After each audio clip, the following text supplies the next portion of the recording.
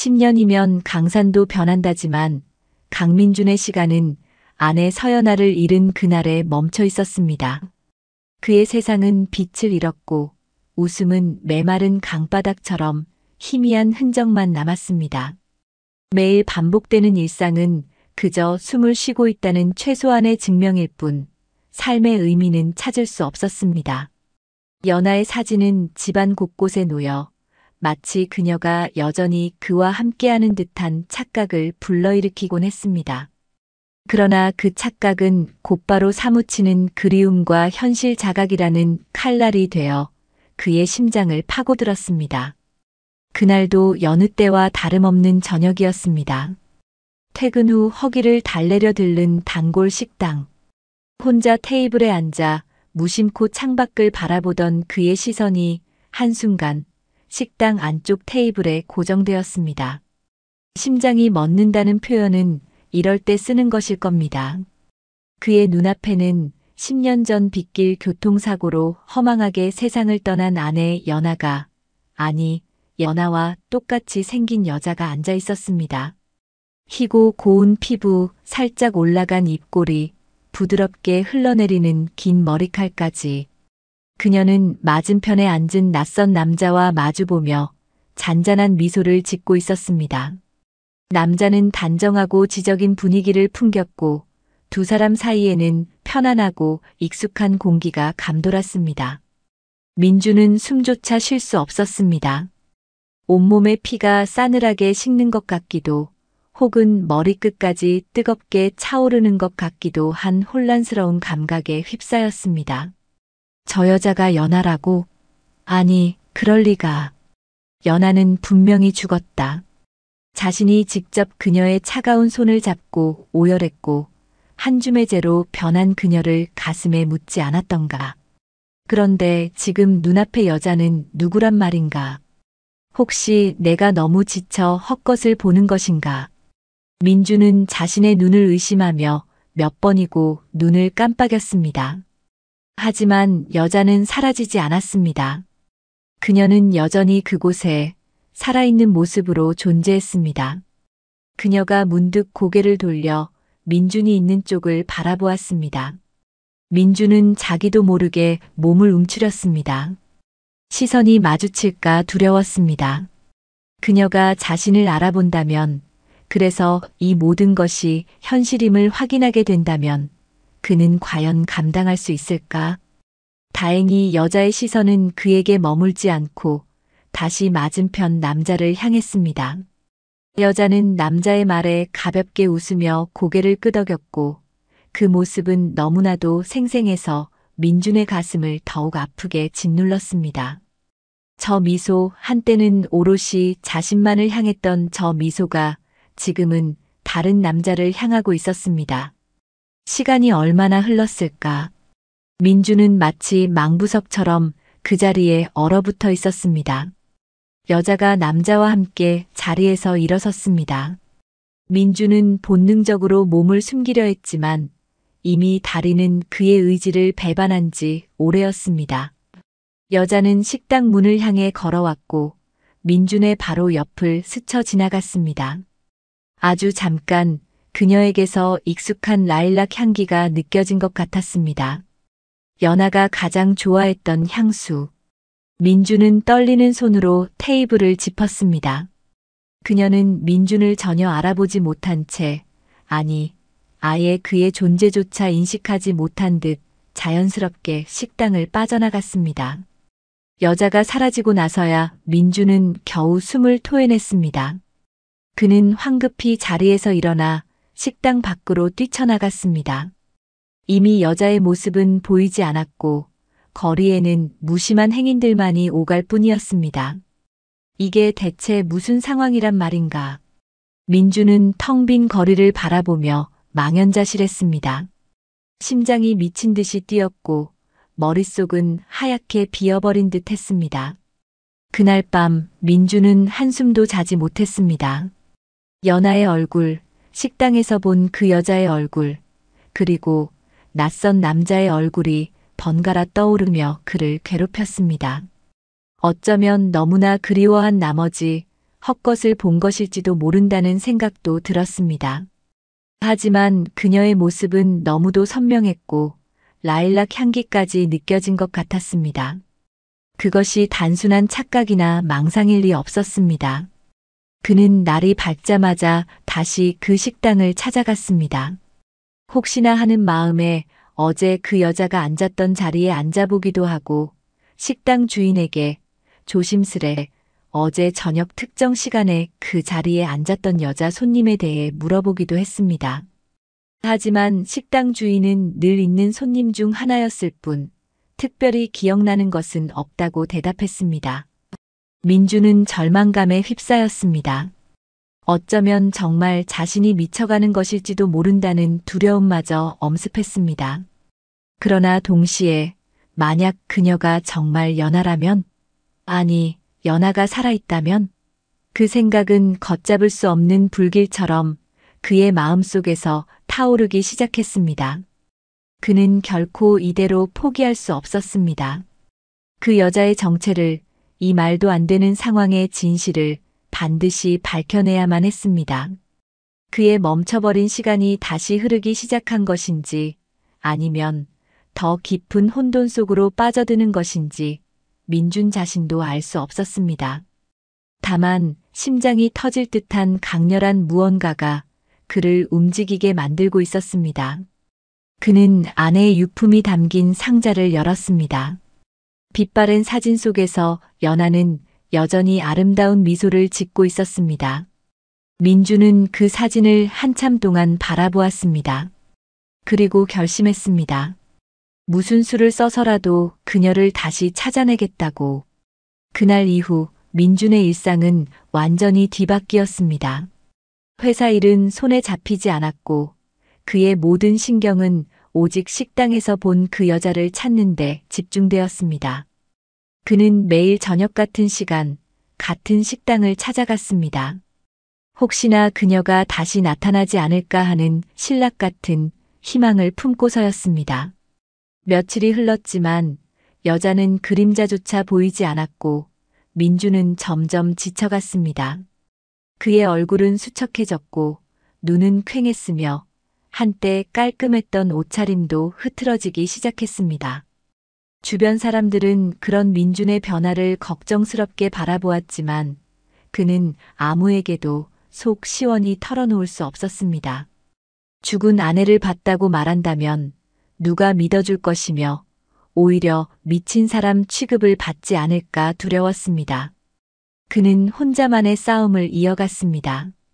때로는 이 모든 것이 자신의 망상일지도 모른다는 절망감에 휩싸여 모든 것을 포기하고 싶어지기도 했습니다. 하지만 그럴 때마다 식당에서 본 그녀의 생생한 모습과 희미하게 느껴졌던 라일락 향기가 다시 떠올라 꺼져가던 희망의 불씨를 되살리곤 했습니다. 그러던 어느 날 저녁, 여느 때처럼 식당 창가 자리에 앉아 멍하니 거리를 바라보던 민준의 눈에 익숙한 실루엣이 들어왔습니다. 심장이 다시 거세게 뛰기 시작했습니다. 그 여자였습니다. 그녀는 며칠 전과 마찬가지로 그 낯선 남자와 함께 식당으로 들어서고 있었습니다. 민주는 자기도 모르게 자리에서 벌떡 일어날 뻔했지만 가까스로 이성을 붙잡았습니다. 이번에는 놓치지 않으리라. 그는 두 사람을 주시하며 그들의 대화나 행동에서 작은 단서라도 얻으려 애썼습니다. 하지만 거리가 있어 자세한 내용을 파악하기는 어려웠습니다. 그들이 식사를 마치고 자리에서 일어섰을 때 민주는 미리 계산을 끝내고 식당 밖에 나와 기다리고 있었습니다. 긴장감에 손바닥에서는 축축하게 땀이 배어 나왔습니다. 잠시 후 여자가 남자와 함께 식당 문을 나섰습니다. 민주는 황급히 근처 기둥 뒤로 몸을 숨겼습니다. 두 사람은 식당 앞에 세워져 있던 검은색 세단에 올라탔습니다. 민주는 재빨리 자신의 차로 달려가 시동을 걸었습니다. 미행은 처음이라 긴장됐지만 여기서 놓치면 모든 것이 끝이라는 생각에 정신을 집중했습니다. 검은색 세단은 복잡한 도심을 빠져나가 한적한 외곽 도로로 접어들었습니다. 민주는 적당한 거리를 유지하며 조심스럽게 뒤를 따랐습니다. 얼마나 달렸을까? 차는 고급 빌라들이 모여있는 주택 단지로 들어섰습니다. 그리고 어느 한 빌라의 지하 주차장으로 사라졌습니다. 민주는 주차장 입구에서 차를 멈추고 잠시 망설였습니다. 이대로 따라 들어가도 괜찮을까? 하지만 이미 여기까지 온 이상 물러설 수는 없었습니다. 그는 조심스럽게 차를 몰아 지하 주차장으로 들어갔습니다. 다행히 주차장은 넓고 어두워서 그의 차가 눈에 띄지는 않았습니다. 그는 검은색 세단이 주차된 곳에서 조금 떨어진 곳에 차를 세우고 엔진을 껐습니다. 잠시 후 세단에서 여자와 남자가 내렸습니다. 두 사람은 엘리베이터 홀 쪽으로 걸어갔습니다. 민주는 그들이 엘리베이터에 타는 것을 확인한 후 조용히 차에서 내려 그들이 주차한 세단으로 다가갔습니다. 혹시 차 안에 뭔가 단서가 될 만한 것이 남아있지 않을까 하는 생각에서였습니다. 하지만 차 안은 깨끗했고 특별한 것은 보이지 않았습니다. 실망감에 돌아서려던 순간 그의 눈에 차량 앞 유리에 붙어있는 주차 스티커가 들어왔습니다. 거기에는 빌라의 동 호수와 함께 차량 번호가 적혀 있었습니다. 이거다. 민주는 떨리는 손으로 휴대전화를 꺼내 차량 번호를 찍었습니다. 이제 최소한 그녀가 사는 곳과 차량 정보는 확보한 셈이었습니다. 하지만 이 정보만으로는 부족했습니다. 그녀의 이름, 그녀의 정체, 그리고 왜 그녀가 연하와 똑같은 얼굴을 하고 있는지 알아내야 했습니다. 민주는 오랜 친구이자 사설 탐정 사무실에서 일하는 강태수에게 연락해볼까 고민했습니다. 하지만 아직은 그에게 모든 것을 털어놓기가 망설여졌습니다. 만약 이 모든 것이 정말 자신의 착각으로 밝혀진다면 그를 볼 면목이 없을 것 같았습니다. 그는 일단 차량 번호 조회를 통해 차주의 신원을 파악해보기로 마음먹었습니다. 합법적인 방법은 아니었지만 지금 그에게는 다른 선택지가 없어 보였습니다. 그는 밤늦게까지 인터넷을 뒤지며 차량 번호로 개인 정보를 알아낼 수 있는 방법을 찾아 헤맸습니다. 그러다 우연히 과거에 잠깐 알고 지냈던 흥신소 직원의 연락처를 떠올렸습니다. 마지막 희망을 거는 심정으로 민주는 그에게 조심스럽게 문자를 보냈습니다. 오랜만입니다. 혹시 차량 번호로 간단한 정보 조회 가능한지 문의드립니다. 답장은 의외로 빨리 왔습니다. 어떤 정보가 필요하십니까? 성금은 필수입니다. 민주는 잠시 망설였지만 이내 답장을 보냈습니다. 흥신소 직원에게 약간의 돈을 지불하고 얻어낸 정보는 민준에게 또 다른 충격과 혼란을 안겨주었습니다. 차량의 소유주는 그 낯선 남자였고 그의 이름은 한지훈이었습니다. 그리고 그와 함께 거주하는 것으로 추정되는 여자의 이름은 유수아. 서연아가 아니었습니다. 민주는 유수아라는 이름을 몇 번이고 되뇌어 보았습니다. 전혀 들어본 적 없는 이름이었습니다. 하지만 그 여자의 얼굴은 분명 연하였는데 혹시 개명이라도 한 것일까? 아니면 정말 연하와 똑같이 생긴 다른 사람일 뿐일까? 민주는 며칠 동안 고민에 휩싸였습니다. 유수아라는 여자의 존재를 확인했지만 이것이 문제 해결의 실마리가 될지 아니면 더 깊은 미궁으로 빠뜨리는 함정이 될지 알 수 없었습니다. 그는 유수아가 일한다는 디자인 회사의 주소를 알아냈습니다. 그리고 마침내 결심했습니다. 직접 그녀를 만나 확인해 보기로. 더 이상 뒤에서 숨어 지켜보는 것만으로는 아무것도 알아낼 수 없다는 것을 깨달았기 때문입니다. 약속도 없이 무작정 회사를 찾아가는 것은 무리라고 판단한 민주는 며칠간 유수아의 회사 주변을 맴돌며 그녀의 퇴근 시간을 파악했습니다. 그리고 마침내 D-Day, 그는 떨리는 마음으로 회사 로비에서 그녀가 나오기를 기다렸습니다. 저녁 6시가 조금 넘은 시간, 익숙한 모습의 여자가 동료들과 이야기를 나누며 로비로 걸어 나왔습니다. 민주는 심호흡을 하고 그녀에게 다가갔습니다. 저, 서연아 씨 맞으시죠? 민준의 목소리는 그 자신도 놀랄 만큼 떨리고 있었습니다. 여자는 갑작스러운 부름에 놀란 듯 걸음을 멈추고 민준을 바라보았습니다. 그녀의 눈썹이 미세하게 찡그려졌습니다. 그 표정마저 연하와 너무나도 닮아 있어서 민준은 순간 숨이 멎는 듯 했습니다. 누구신데 사람을 착각하시죠? 저는 서연아가 아니라 유수아입니다만. 여자의 목소리는 차분했지만 어딘가 날카로운 경계심이 느껴졌습니다. 그녀는 민준을 위아래로 훑어보며 불쾌한 기색을 숨기지 않았습니다.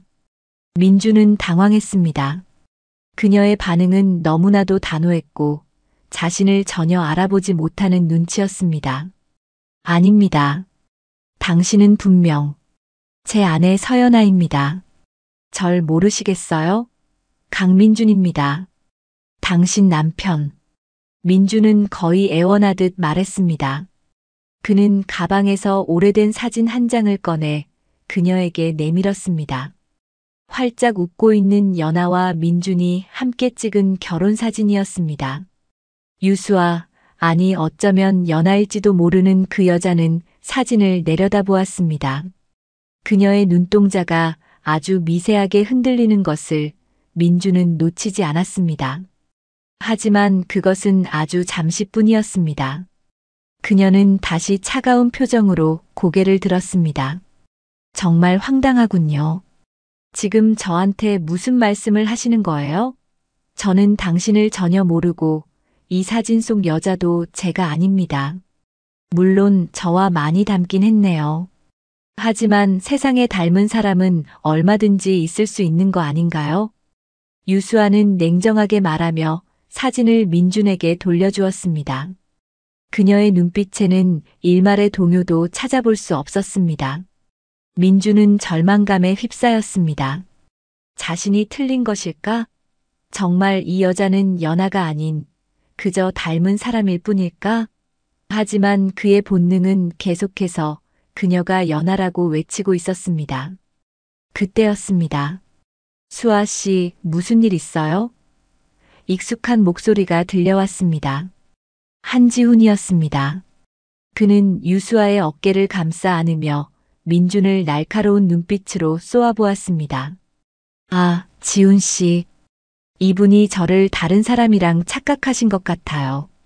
유수아는 한지훈의 등장에 안도하는 듯한 표정을 지었습니다.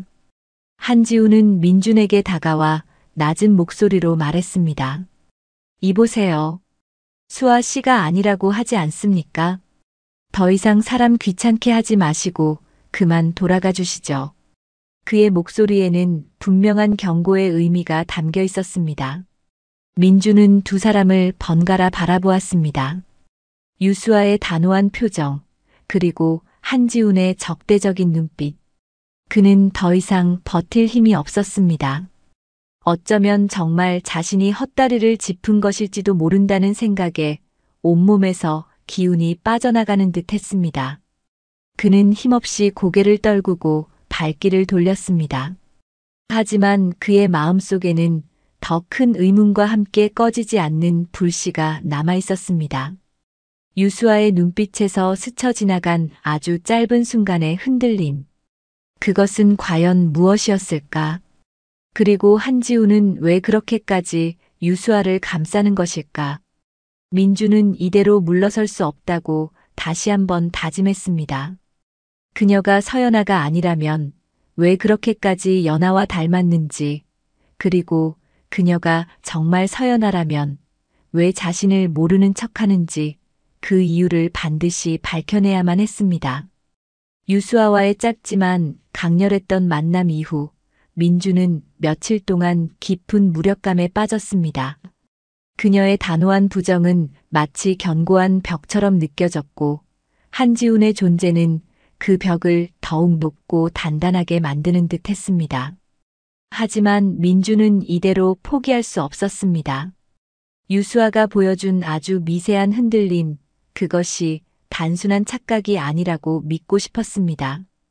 그는 다시 처음으로 돌아가 보기로 했습니다. 바로 10년 전 아내 서연아의 사고 기록이었습니다. 민주는 먼지 쌓인 서류 상자에서 연아의 사고 관련 서류들을 꺼냈습니다. 빛바랜 교통사고 사실확인원, 사망진단서, 보험 처리 서류들. 당시에는 경황이 없어 제대로 살펴보지 못했던 기록들이었습니다. 그는 돋보기를 꺼내 들고 한자 한자 꼼꼼히 읽어내려가기 시작했습니다. 사고는 늦은 밤, 인적이 드문 국도에서 일어난 단독 빗길 미끄러짐 사고로 기록되어 있었습니다. 차량은 가드레일을 들이받고 언덕 아래로 굴러떨어졌으며 연아는 현장에서 즉사한 것으로 처리되었습니다. 하지만 기록을 자세히 살펴볼수록 민준의 마음속에는 의문점들이 하나둘씩 떠오르기 시작했습니다. 우선 사고 현장 약도와 실제 지형이 미묘하게 달랐습니다. 민준은 기억을 더듬어 당시 사고 현장을 떠올렸습니다. 분명 약도에는 없던 낡은 폐가가 근처에 있었던 것 같았습니다. 또한 연아가 늘 지니고 다니던 작은 가죽 수첩과 그녀가 아끼던 목걸이가 현장에서 발견되지 않았다는 기록도 눈에 띄었습니다. 당시에는 사고의 충격으로 분실된 것이라고 대수롭지 않게 여겼지만 지금 와서 생각해보니 어딘가 석연치 않았습니다. 민주는 당시 사건을 담당했던 교통과 형사를 찾아 나섰습니다. 하지만 10년이라는 시간은 너무나 길었고 담당 형사는 이미 퇴직한 지 오래였습니다. 수소문 끝에 퇴직 경찰들의 모임 연락처를 알아내 겨우 그와 연락이 닿았지만 그는 수많은 사건 중 하나일 뿐이라며 당시 상황을 거의 기억하지 못했습니다. 워낙 오래전 일이라 특별한 점이 있었다면 기억했겠지만 평범한 빗길 사고였던 걸로 압니다. 그의 무덤덤한 대답은 민준을 더욱 답답하게 만들었습니다. 포기하지 않고 민준은 연아의 주변 인물들을 다시 만나보기로 했습니다. 가장 먼저 떠오른 사람은 연아의 대학 동창이자 가장 친한 친구였던 이수진이었습니다. 그녀는 연아의 장례식 때 민준보다 더 서럽게 울었던 친구였습니다. 민준은 어렵게 수진에게 연락해 만남을 청했습니다. 오랜만에 만난 수진은 처음에는 민준을 어색해했지만 이내 연아에 대한 이야기를 나누며 조금씩 마음을 열었습니다. 수진 씨, 혹시 연아가 사고 나기 전에 좀 이상한 점은 없었나요? 누군가를 두려워한다거나 평소와 다른 모습을 보였다거나. 민준의 조심스러운 질문에 수진은 잠시 생각에 잠겼습니다. 그리고는 마치 중요한 사실을 떠올린 듯 눈을 동그랗게 떴습니다. 그러고 보니 연아가 사고 나기 한 일주일 전쯤이었나? 저한테 전화를 해서는 누가 자기를 따라다니는 것 같다고 좀 무섭다고 했던 적이 있어요. 제가 너무 예민한 거 아니냐고 무슨 일 있으면 바로 경찰에 신고하라고 했는데 연아는 그냥 자기가 잘못 본 것 같다면서 넘어가더라고요. 그때 좀 더 신경 써서 물어볼 걸 그랬어요. 수진의 말은 민준의 머릿속을 강타했습니다. 누군가 연아를 따라다녔다고?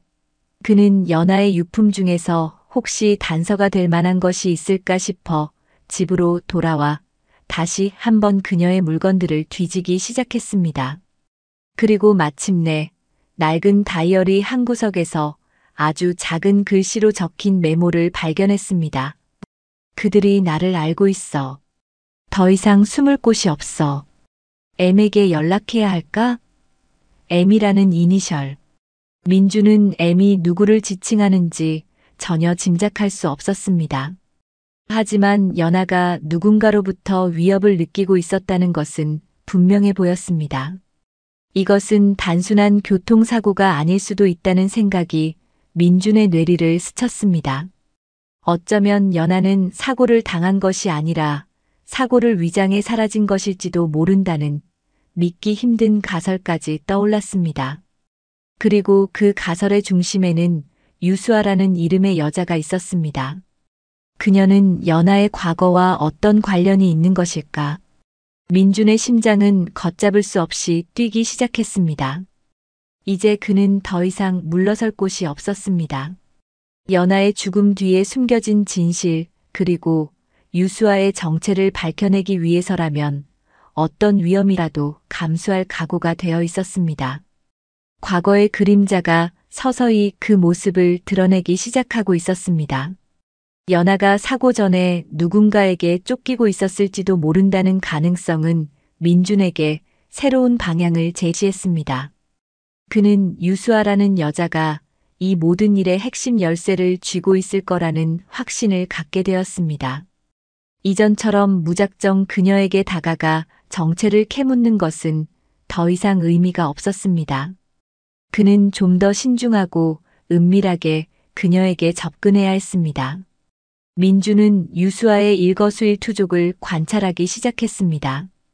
그녀가 출근하는 시간, 점심을 먹으러 가는 식당, 퇴근 후 들르는 장소들. 민주는 마치 그림자처럼 그녀의 뒤를 쫓았습니다.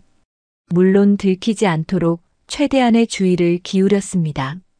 며칠 동안의 관찰을 통해 민주는 유수아의 몇 가지 습관들을 파악할 수 있었습니다. 그녀는 아침마다 회사 근처 카페에서 아메리카노를 테이크 아웃했고, 점심은 주로 회사 동료들과 구내식당에서 해결했으며, 퇴근길에는 가끔 서점에 들러 책을 구경하곤 했습니다.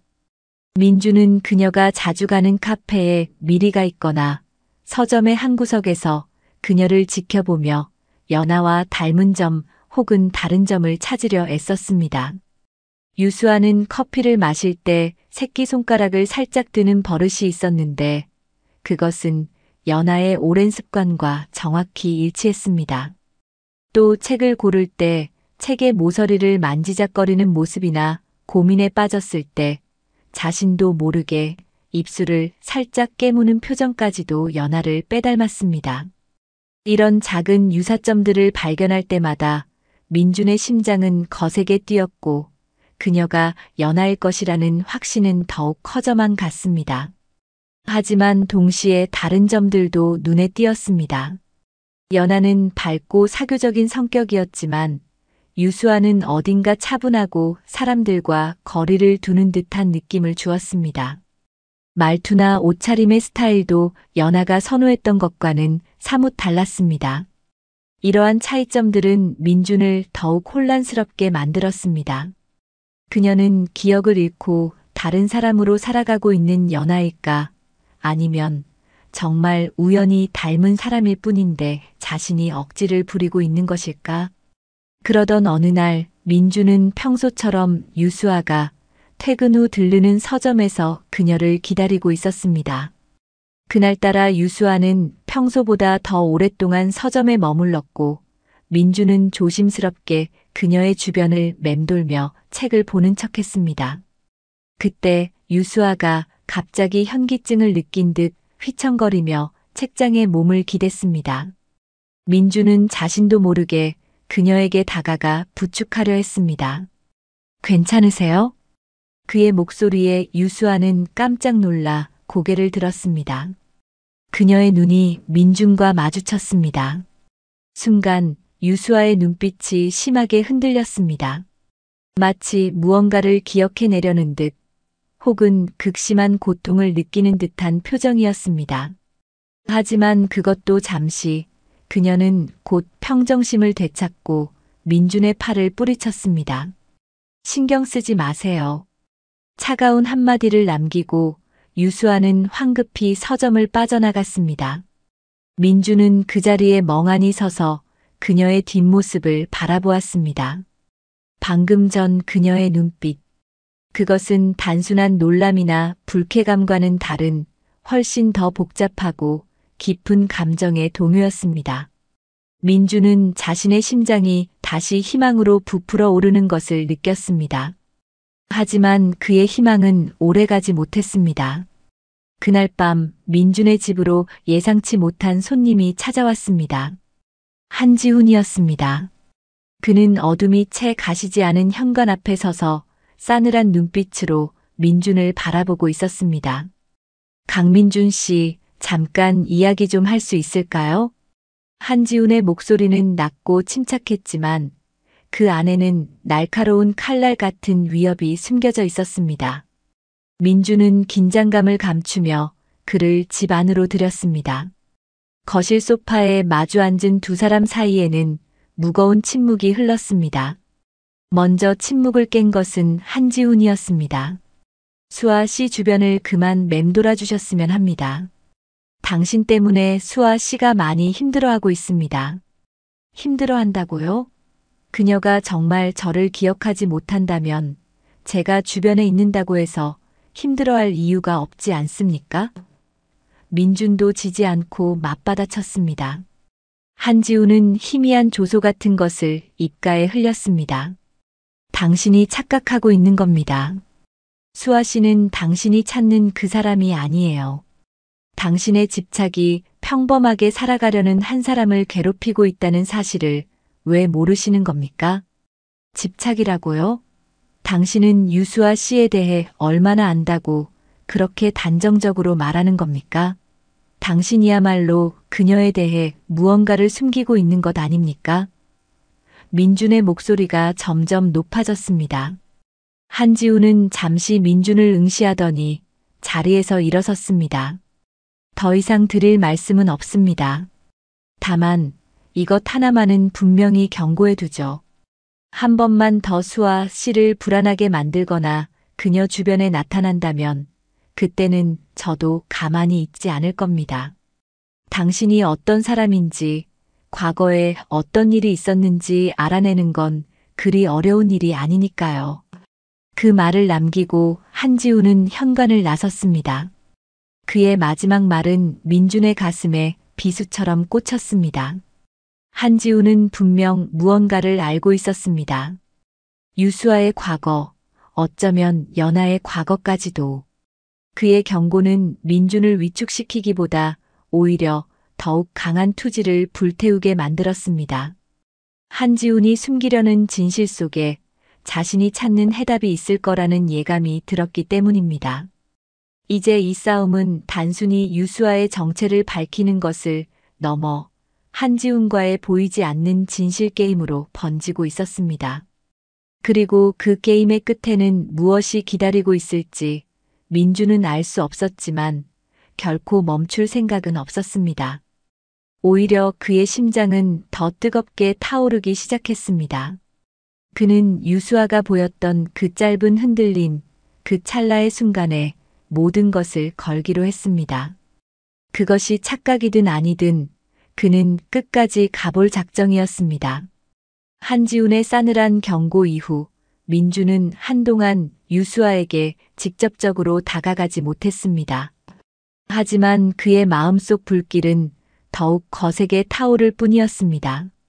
그녀가 연하라는 확신, 그리고 그녀가 무언가로부터 도망치고 있다는 불안감이 뒤섞여 그를 잠 못 이루게 했습니다. 그는 이제 유수아의 기억을 되돌릴 방법에 대해 골몰하기 시작했습니다. 과거 두 사람이 함께했던 추억의 장소, 그녀가 좋아했던 음악, 음식들. 사소한 것 하나라도 그녀의 닫힌 기억의 문을 두드릴 수 있지 않을까 하는 희망을 품었습니다. 민주는 먼저 연하가 생전에 가장 좋아했던 첼리스트의 연주곡 CD를 구했습니다. 그리고 유수아가 점심시간에 가끔 혼자 찾는다는 회사 근처의 작은 공원을 알아냈습니다. 그는 며칠 동안 공원 벤치에 앉아 그녀가 나타나기를 기다렸습니다.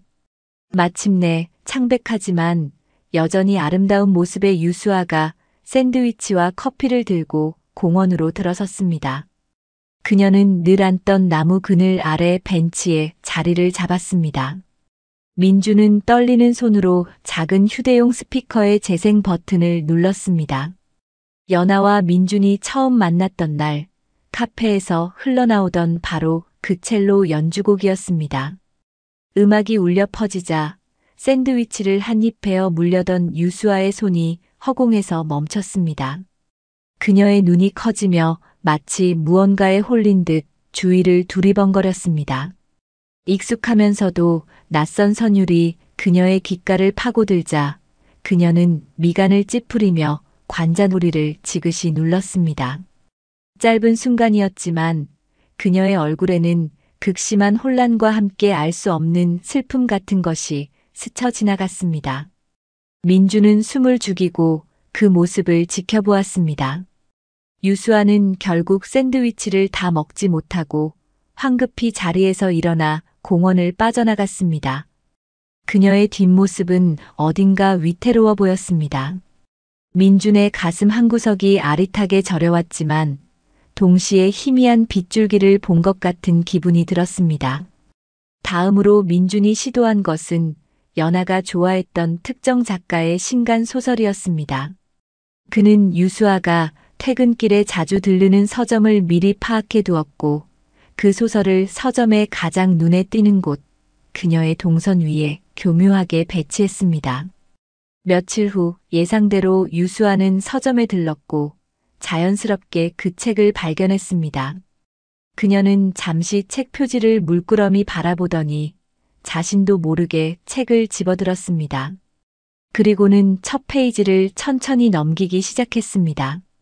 그녀의 입가에 희미한 미소가 떠오르는가 싶더니 이내 다시 굳어버렸습니다.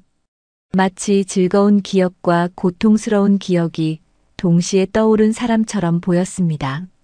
그녀는 한참 동안 책을 들고 서 있었지만 결국 책을 제자리에 내려놓고는 깊은 한숨을 내쉬며 서점을 나섰습니다.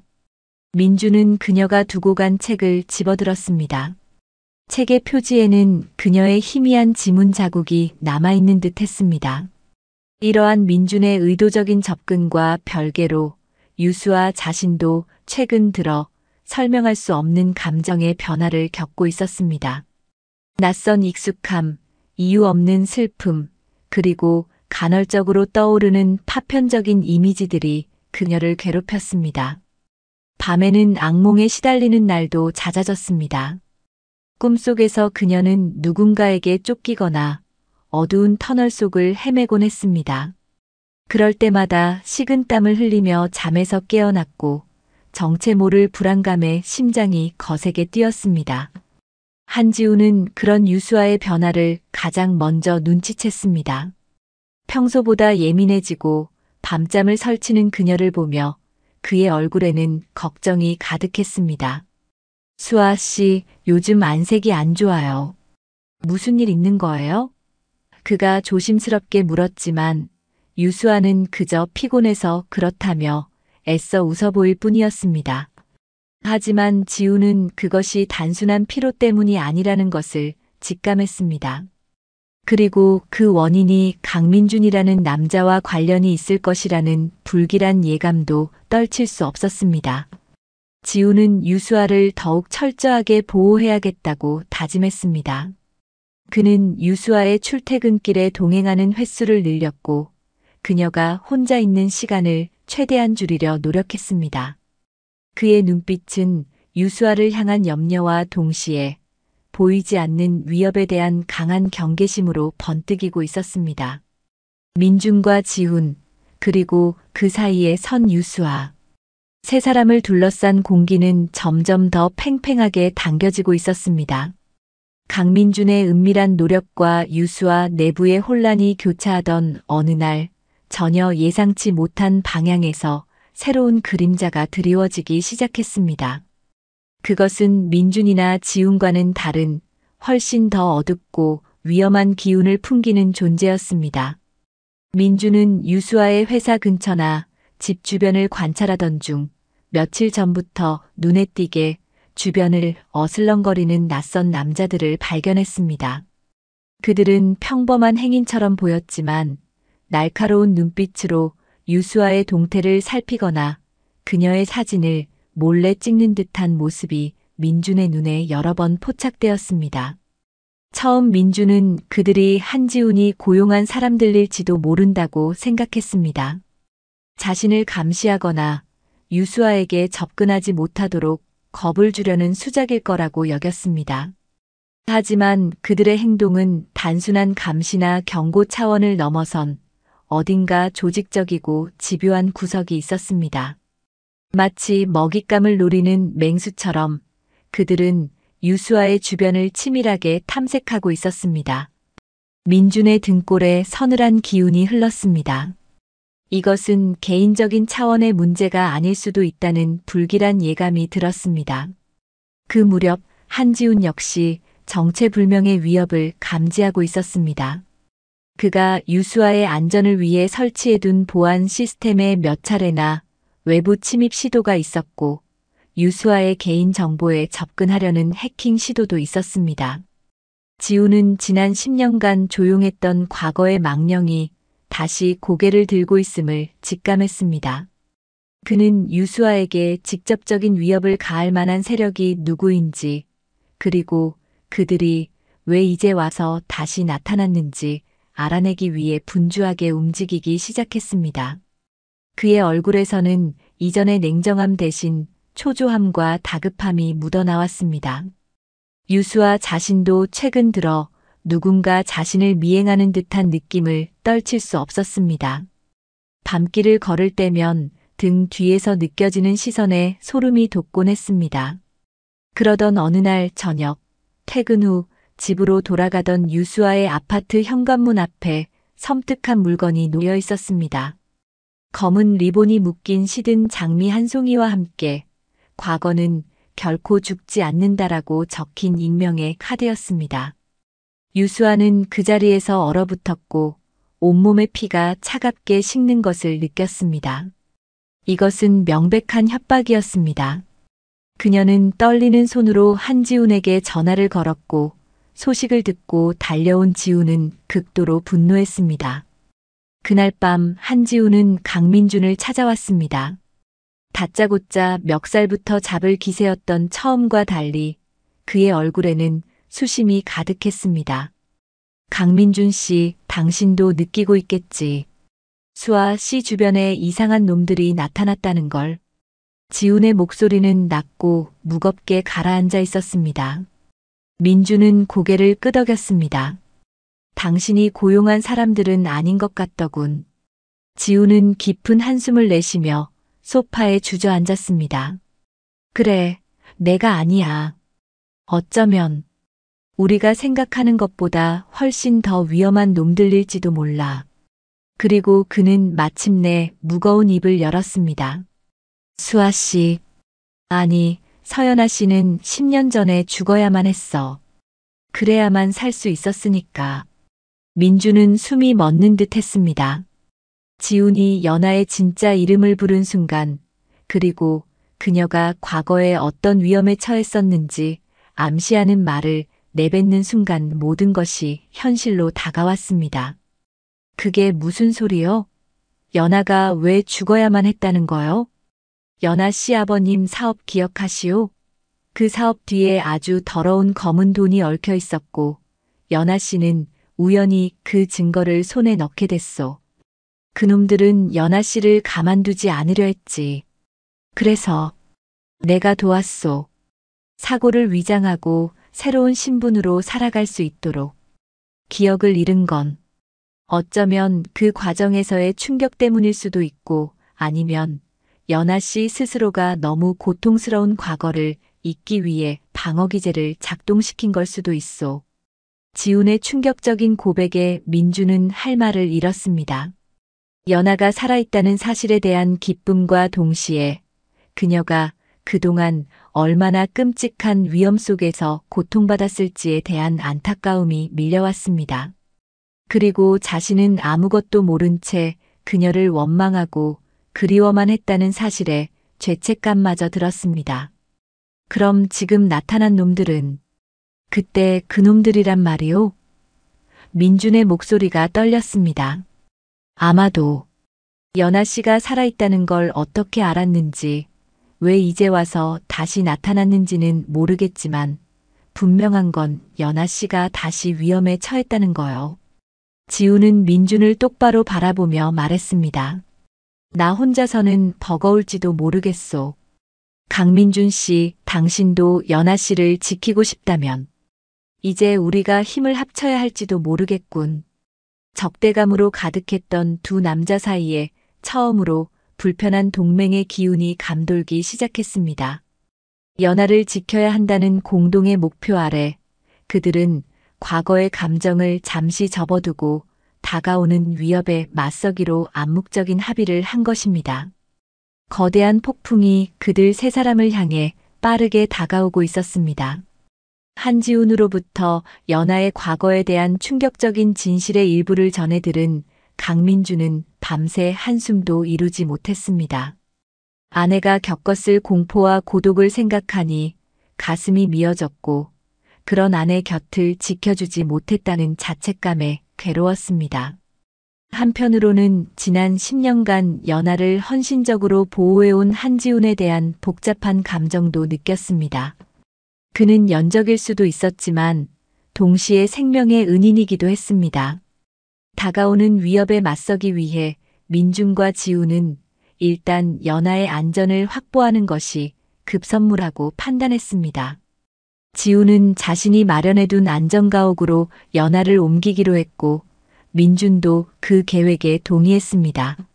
하지만 연아에게 이 모든 상황을 어떻게 설명해야 할지가 문제였습니다. 그녀는 여전히 자신의 과거를 명확히 기억하지 못했고 단편적으로 떠오르는 고통스러운 이미지들 때문에 극도로 예민하고 불안정한 상태였습니다. 결국 지훈과 민주는 연아에게 최소한의 사실만을 알리기로 했습니다. 과거에 좋지 않은 일에 휘말렸었고 그 잔당들이 다시 그녀를 찾고 있는 것 같으니 당분간 안전한 곳으로 피해야 한다고. 연아는 두 남자의 심각한 표정과 최근 자신이 겪었던 섬뜩한 일들을 떠올리며 순순히 그들의 말에 따랐습니다. 하지만 그녀의 눈빛에는 여전히 의문과 두려움이 가득했습니다. 안전가옥으로 옮긴 후 며칠 동안은 비교적 평온한 시간이 흘렀습니다. 하지만 그것은 폭풍전야의 고요함과도 같았습니다. 연아는 낯선 환경과 계속되는 긴장감 속에서 점점 더 많은 기억의 파편들을 떠올리기 시작했습니다. 특히 민준과 함께 있을 때 그의 익숙한 말투나 행동, 혹은 두 사람만이 공유했던 추억과 관련된 이야기가 나올 때면 그녀는 극심한 두통과 함께 잊고 지냈던 장면들이 섬광처럼 스쳐 지나가는 것을 경험했습니다. 민준 씨, 혹시 우리 바닷가에 간 적 있어요? 하얀 등대가 있고 갈매기가 아주 많았던. 어느 날 연아는 창밖을 바라보며 뜬금없이 물었습니다. 민준의 심장이 쿵 내려앉았습니다. 그곳은 연아가 가장 좋아했던 장소이자 민준이 그녀에게 프로포즈했던 곳이었습니다. 그래요, 연아. 우리 거기서 아주 행복한 시간을 보냈었지. 민준이 떨리는 목소리로 대답하자 연아의 눈에서 눈물이 하염없이 흘러내렸습니다. 그녀는 왜 눈물이 나는지조차 알지 못한 채 흐느꼈고 민준은 그런 그녀를 안타깝게 바라볼 수밖에 없었습니다. 이러한 연아의 변화는 민준에게는 희망이었지만 지훈에게는 또 다른 불안의 시작이었습니다. 연아가 과거를 기억해낼수록 그녀가 겪어야 할 정신적 고통도 커질 것이기 때문입니다. 또한 연아의 기억이 돌아온다는 것은 그들이 숨기고 있는 진실이 드러날 시간도 머지 않았다는 것을 의미했습니다. 민준과 지훈 사이의 미묘한 갈등도 다시 고개를 들기 시작했습니다. 민준은 하루빨리 연아가 모든 기억을 되찾고 자신에게 돌아오기를 바랐지만 지훈은 연아의 안정을 최우선으로 생각하며 조심스러운 태도를 유지했습니다. 그러던 어느 날 밤 안전가옥에 예고 없이 괴한들이 들이닥쳤습니다. 그들은 연아를 노리고 온 것이 분명했습니다. 수적으로 불리한 상황이었지만 지훈은 마치 예상이라도 한 듯 침착하게 대응했고 민준 역시 연아를 지키기 위해 필사적으로 맞섰습니다. 격렬한 몸싸움 끝에 괴한들은 물러났지만 지우는 팔에 깊은 자상을 입었고 민준도 온몸에 타박상을 입었습니다. 연하는 눈앞에서 벌어진 끔찍한 폭력에 거의 실신 직전까지 갔습니다. 이 사건을 계기로 세 사람의 관계는 또 한 번의 전환점을 맞이했습니다. 연하는 자신 때문에 두 남자가 위험에 처했다는 사실에 엄청난 죄책감을 느꼈고 동시에 자신이 누구인지 왜 이런 일에 휘말리게 되었는지 반드시 알아야겠다고 절실하게 깨달았습니다. 그녀는 민준과 지훈에게 울부짖으며 물었습니다. 제발 말해줘요. 내가 대체 누구고 나한테 무슨 일이 있었던 건지. 더 이상은 이렇게 숨막히게 살 수 없어요. 지훈은 더 이상 진실을 숨길 수 없다는 것을 알았습니다. 그는 피가 흐르는 팔을 부여잡은 채 지난 10년간 숨겨왔던 모든 이야기를 털어놓기 시작했습니다. 연하의 아버지가 연루되었던 비자금 사건, 그 배후에 있던 거대 조직, 연하가 우연히 손에 넣게 된 결정적인 증거, 그리고 그로 인해 시작된 조직의 무자비한 추적과 협박. 지우는 연하를 살리기 위해 어쩔 수 없이 그녀의 죽음을 위장하고 기억까지 봉인하는 극단적인 방법을 선택할 수밖에 없었다고 고백했습니다. 모든 진실을 알게 된 연하는 엄청난 충격과 슬픔에 휩싸였습니다. 잃어버린 시간, 조작된 기억, 그리고 자신을 둘러싼 모든 사람들의 고통이 한꺼번에 밀려왔습니다. 민주는 그런 연하를 안타깝게 바라보며 그녀의 손을 꼭 잡았습니다. 그의 마음속에는 연하를 향한 애틋함과 함께 아직 밝혀지지 않은 거대한 음모의 실체에 대한 분노가 들끓었습니다. 이제 그들은 단순히 도망치는 것을 넘어 이 모든 불행의 근원을 찾아 맞서 싸워야 한다는 것을 깨달았습니다. 하지만 그 길은 더욱 험난하고 위험할 것이 분명했습니다. 연하의 잃어버린 기억이 돌아오고 과거의 진실이 모두 드러나자 세 사람을 둘러싼 공기는 더욱 무겁게 가라앉았습니다. 하지만 동시에 이제 더 이상 물러설 곳이 없다는 비장한 각오가 그들의 눈빛에 서리기 시작했습니다. 연하는 자신을 나락으로 떨어뜨리고 지난 10년간 고통 속에 살게 한 검은 세력에게 복수하고 싶었지만 그보다는 민준과 지훈 그리고 자신을 위해 이 지긋지긋한 악연을 완전히 끊어내고 싶었습니다. 지훈은 과거 자신이 몸담았던 정보기관의 동료들에게 비밀리에 연락을 취해 도움을 요청했습니다. 그들은 처음에는 이미 종결된 사건에 다시 엮이는 것을 꺼렸지만 지훈의 간곡한 부탁과 사건의 심각성을 인지하고는 비공식적으로 협조하기로 약속했습니다. 민준 역시 자신의 인맥을 총동원하여 그 조직의 실체에 대한 정보를 수집하기 시작했습니다. 연하는 떠오르는 기억의 조각들을 필사적으로 맞춰나가며 조직의 핵심 인물이나 그들의 약점이 될 만한 단서들을 찾아내려 애썼습니다. 마침내 그들은 결정적인 정보를 손에 넣었습니다. 조직의 보스가 해외로 도피하기 위해 며칠 뒤 밀항을 시도할 것이라는 첩보였습니다. 이것이 그들을 일망타진할 수 있는 마지막 기회였습니다. 그들은 경찰과 공조하여 치밀한 작전 계획을 세웠습니다. 연하가 기억해낸 조직의 비밀 접선 장소인 패양구가 작전의 중심지가 되었습니다. 연하는 위험을 무릅쓰고 자신이 직접 미끼가 되겠다고 자원했습니다. 민준과 지훈은 결사적으로 반대했지만 연하의 의지는 확고했습니다. 그녀는 더 이상 숨거나 도망치지 않고 자신의 손으로 이 악몽을 끝내고 싶어 했습니다. 작전 당일 패양구에는 폭풍전야 같은 긴장감이 감돌았습니다. 연하는 약속된 시간에 홀로 접선 장소에 나타났습니다. 어둠 속에서 조직원들이 하나둘씩 모습을 드러냈고 마침내 그들의 보스까지 모습을 드러냈습니다. 보스는 연하를 보더니 비릿한 미소를 지으며 말했습니다. 서연아, 아니 유수아라고 했던가? 10년 만인데 여전히 아름답군. 하지만 내년 때문에 우리가 얼마나 큰 손해를 받는지 알기나 해. 바로 그 순간 약속된 신호와 함께 잠복해 있던 경찰과 지훈의 동료들이 일제히 현장을 덮쳤습니다.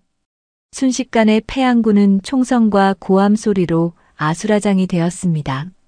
민준과 지훈은 연하를 보호하며 조직원들과 격렬한 사투를 벌였습니다. 연하는 두려움에 떨면서도 과거 자신이 목격했던 조직의 내부 정보를 큰 소리로 외치며 그들의 혼란을 가중시켰습니다. 그녀의 용기 있는 행동은 작전에 결정적인 도움이 되었습니다. 치열한 접전 끝에 조직원들은 대부분 검거되었지만 보스는 마지막 발악으로 연하에게 총구를 겨누었습니다.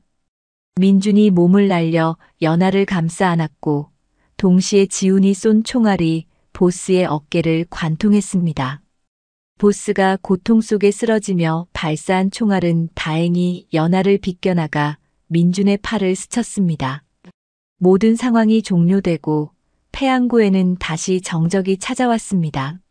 하지만 그 정적은 이전과는 다른 안도와 해방감이 뒤섞인 무게를 지니고 있었습니다. 연하는 민준의 다친 팔을 부축하며 눈물을 흘렸습니다. 미안해요. 나 때문에.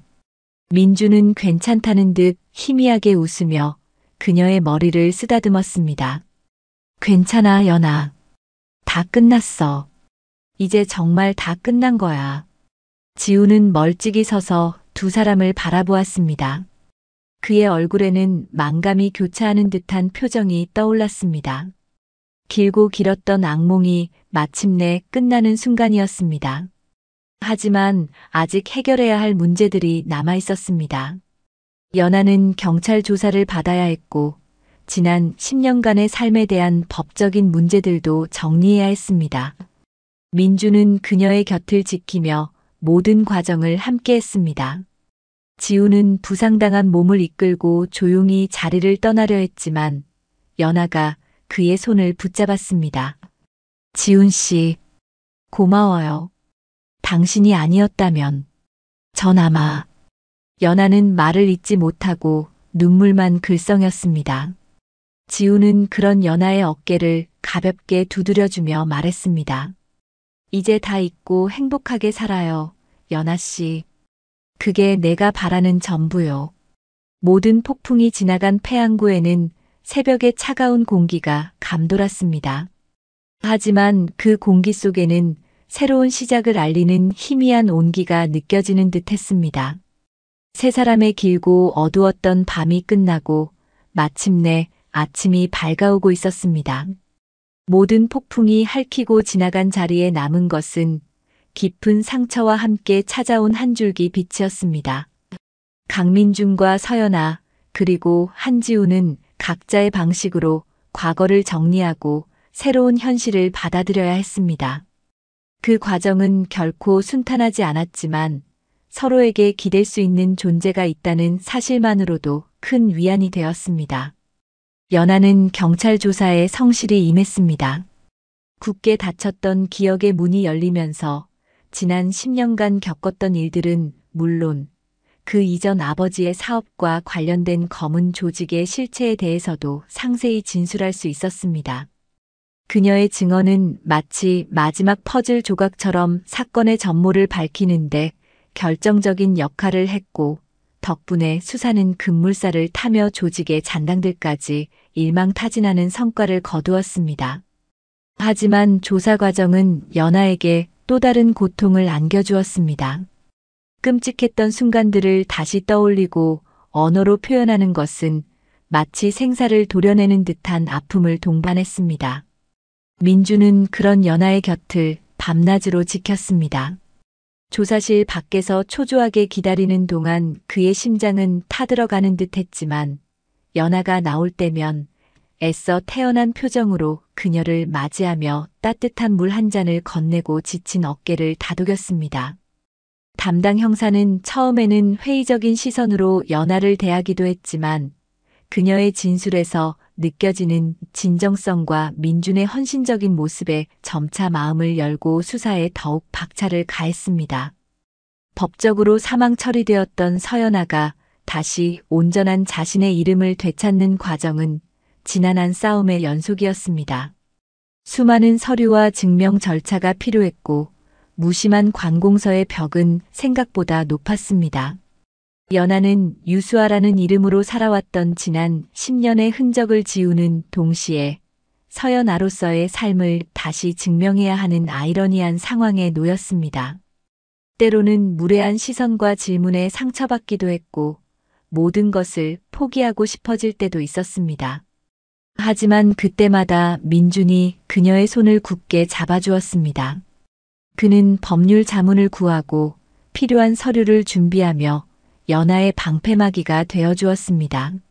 마침내 서연아의 주민등록증이 다시 발급되던 날, 연아는 그것을 받아들고 한참 동안 말을 잇지 못했습니다. 그것은 단순한 신분증이 아니라 그녀가 잃어버렸던 시간과 존재를 되찾았다는 증표와도 같았습니다. 유수아의 신분증은 이제 빛바랜 과거의 유물처럼 서랍 깊숙한 곳에 보관되었습니다.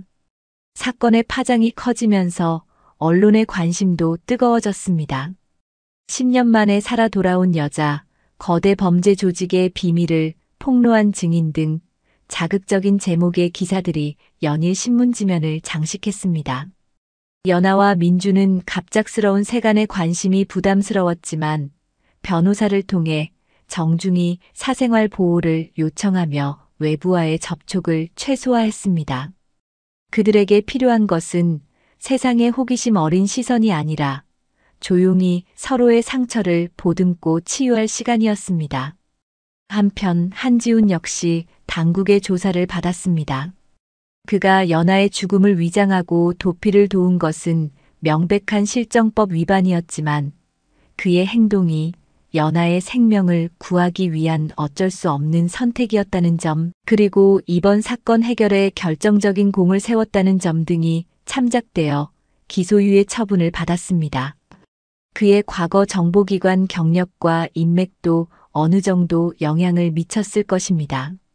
모든 법적, 행정적 절차가 마무리된 후 민준과 연아에게는 진짜 숙제가 남아 있었습니다. 바로 두 사람의 관계를 다시 정립하는 것이었습니다. 10년이라는 시간은 너무도 길었고 그 사이 두 사람은 너무나 다른 삶을 살아왔습니다. 예전처럼 모든 것이 자연스러울 수는 없었습니다.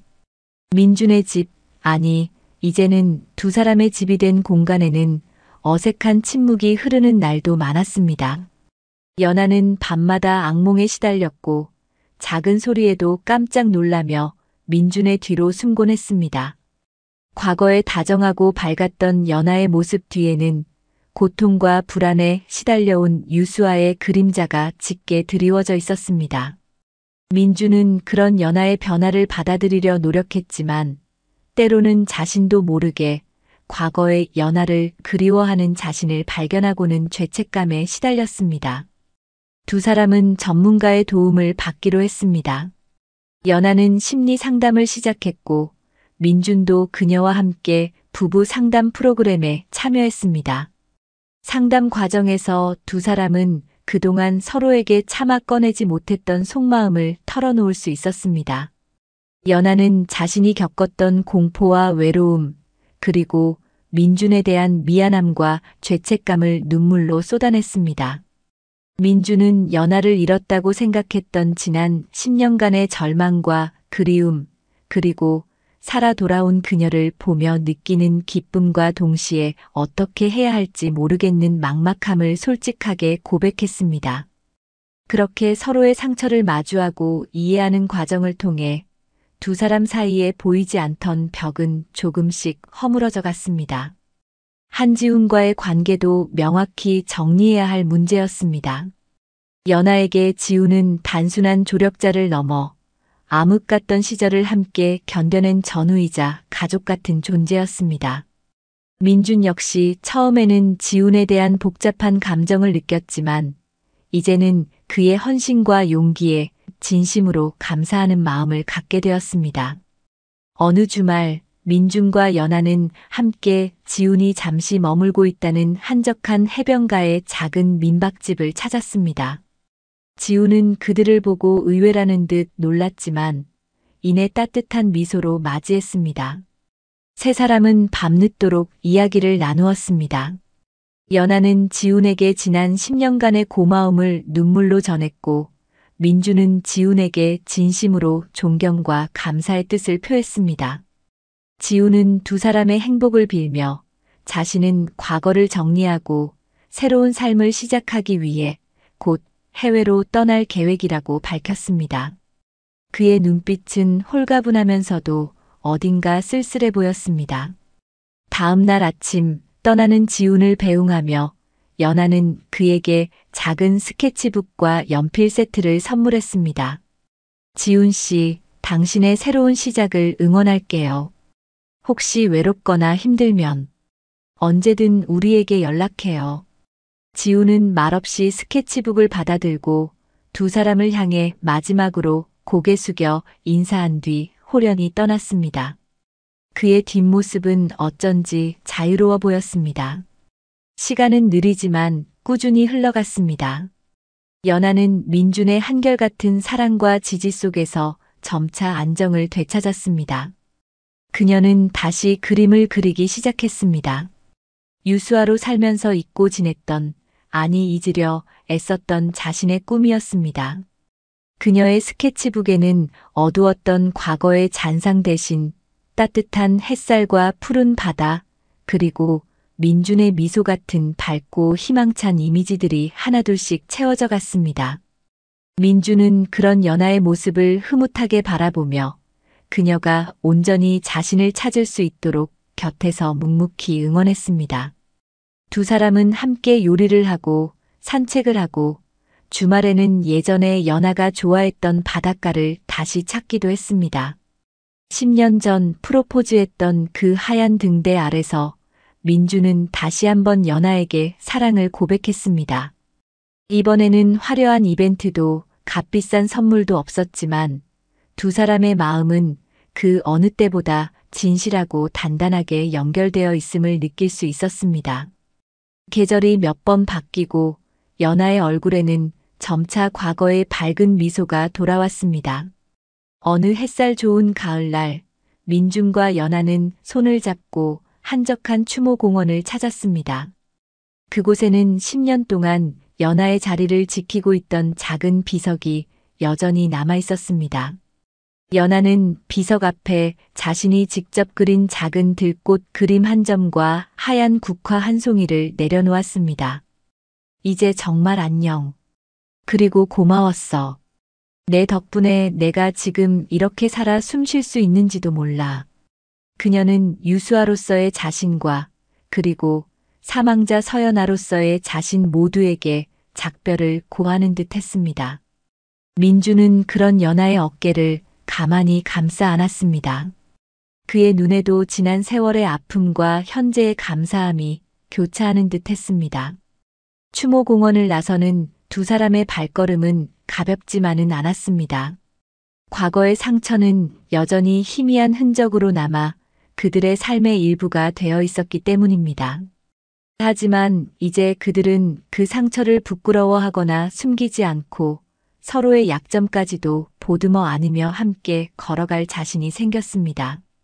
집으로 돌아오는 길, 차창 밖으로 펼쳐진 황금빛 들녘 위로 따스한 가을 햇살이 쏟아지고 있었습니다.